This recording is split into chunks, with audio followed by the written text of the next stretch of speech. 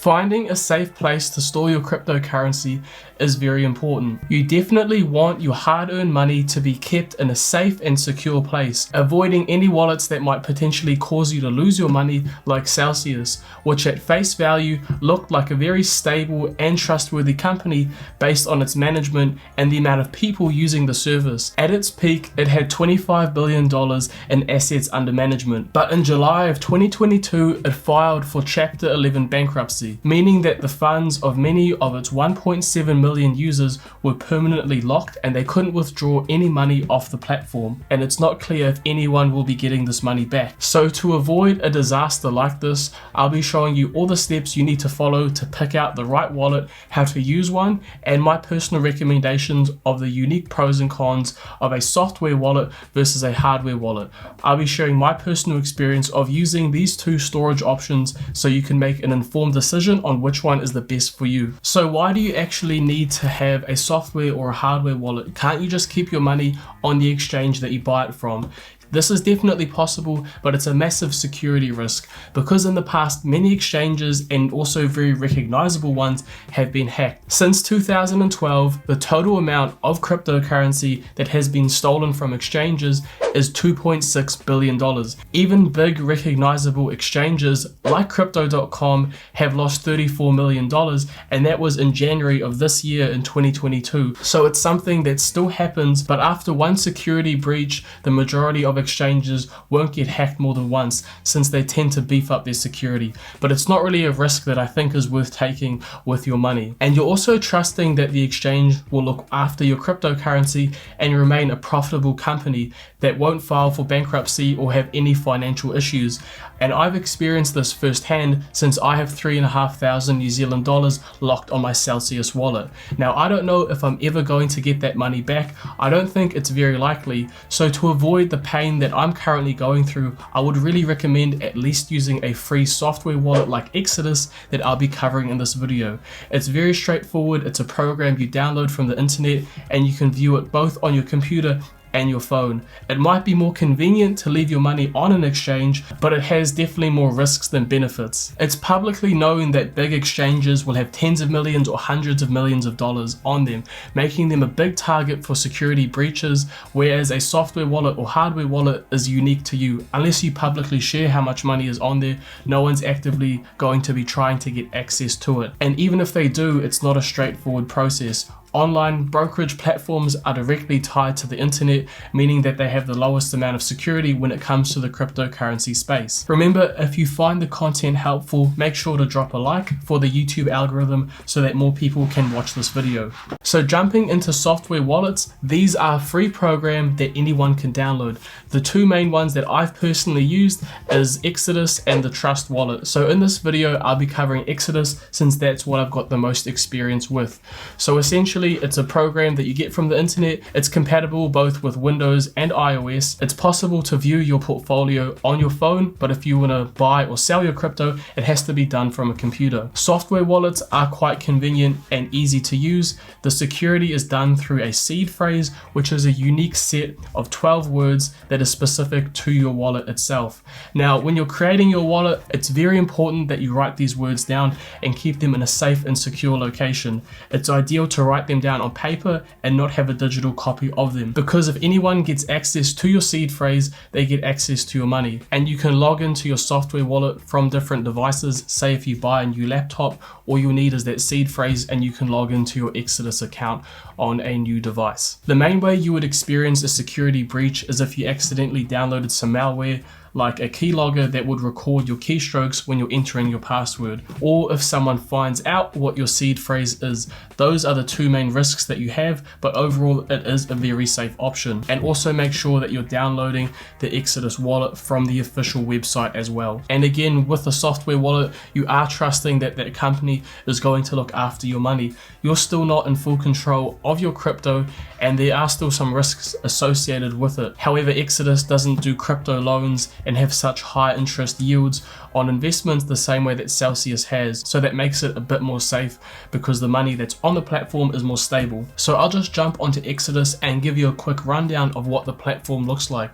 So firstly, on the home screen, you can see my portfolio that I have on the Exodus wallet itself. So I've got mainly Solana, a little bit of Atom, and then also Cardano as well. Now Exodus is also compatible with the hardware wallet, the Trezor Model T, and you can see my portfolio here as well. Now these two wallets can be linked, and it's quite convenient navigating through your Trezor Model T portfolio using the Exodus platform. So if we scroll down a bit, we can look at the price movements of different cryptocurrencies and look at how their price has changed across different time points. So if we wanted to take a look at Solana, we can look at this graph here, and then it will show us how much it's changed in value across, say, 1 month, 6 months, and then 1 year as well. So overall, the cryptocurrency market isn't doing too well. We're in a bit of a bear run, but of course, this is just a normal part of the investment cycle for cryptocurrency.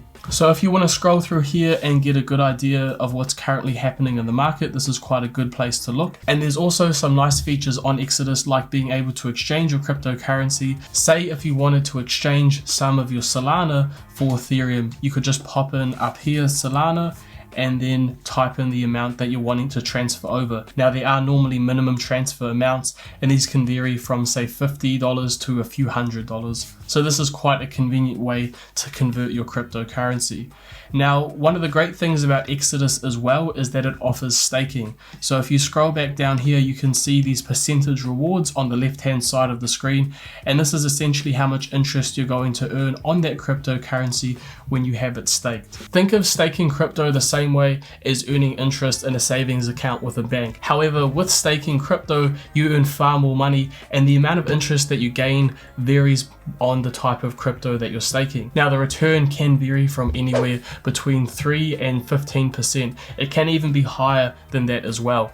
And the only limitation with this is that your crypto is locked up and you can't sell it for a certain period of time. And again, the lockup period is different. It can be a few days, weeks, or even months. Normally, the longer the lockup period, the greater the amount of interest that you'll gain on it. But staking your crypto is definitely a great way to get some extra money, since you'll be getting capital appreciation and interest earned on your investments as well. It's also possible to buy cryptocurrency directly from the Exodus platform as well. Overall, I'd recommend a software wallet to anyone that has a portfolio $5,000 and below. Any portfolio above a value of $5,000, it's definitely worthwhile beefing up your security and investing in a hardware wallet. Now, a hardware wallet is a physical device that can often look similar to a USB flash drive. They are not connected directly to the internet, and the only way that someone can steal your crypto if you have a hardware wallet is if they gain access to the device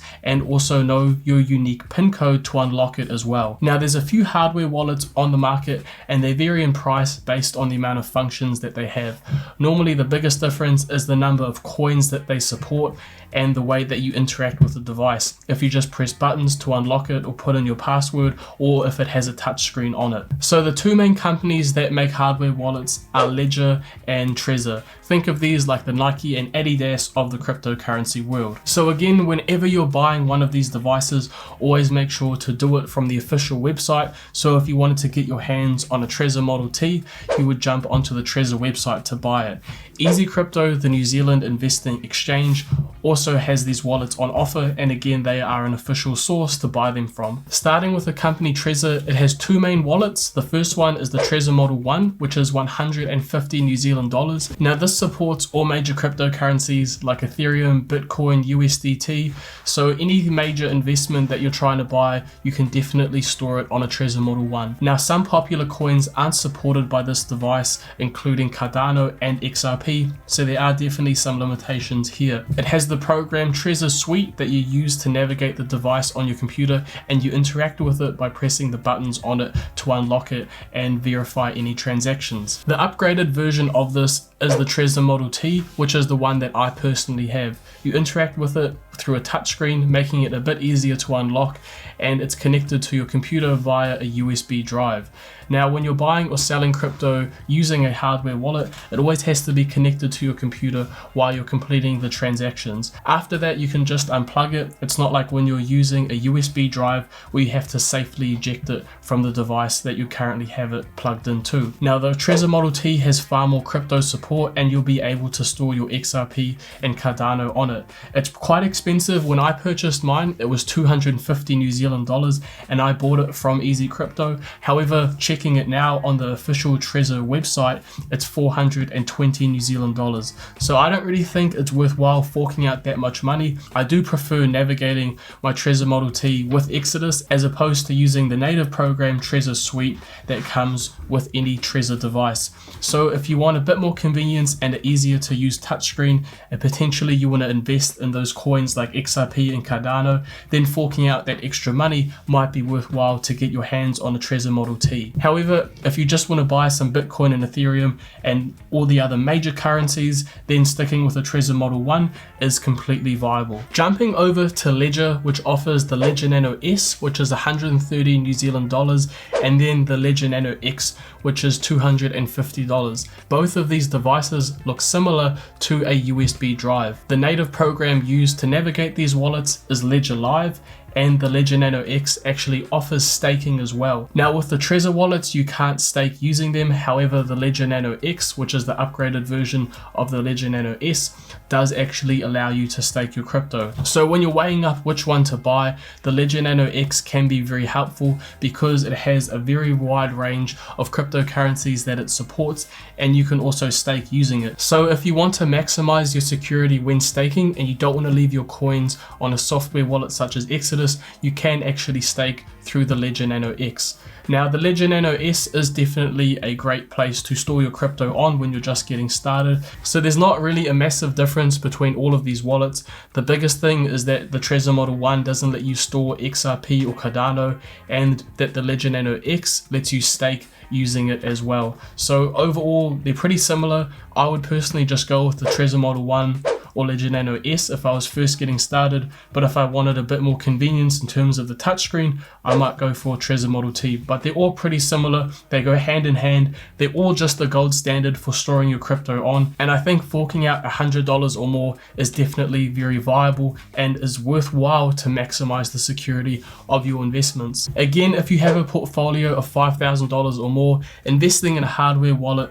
is a great way to go. Now, there are still some risks with this. If someone steals your hardware wallet, if you lose it, potentially if there's a fire in your house or wherever your wallet is stored and it gets destroyed, there's no way of getting that money back. However, with a software wallet, if I lose my computer and I buy a new one, I can log in to my Exodus account with that seed phrase. So potentially you might like the idea of that convenience. But when you're first starting out with your investing, the idea of forking out $100, $200, or even $300 for a device to store your crypto on can be a bit off-putting and be a bit too much friction for you to even start investing. You might prefer to just put that money into cryptocurrency itself. So then when you're starting out and you have a smaller portfolio, definitely go with a software wallet, and then as you build your portfolio, upgrade to getting a hardware wallet, maybe the cheaper one, or you might buy a more expensive one as well. Now that you're familiar with the best storage options for crypto, you might be interested in seeing a complete step-by-step guide of how to actually buy cryptocurrency in New Zealand, all the way from finding the right exchange, setting up an account, and making your first investment. If you're interested in this, make sure to check out this video on screen so you can see a complete guide to get you started on your investing journey with cryptocurrency.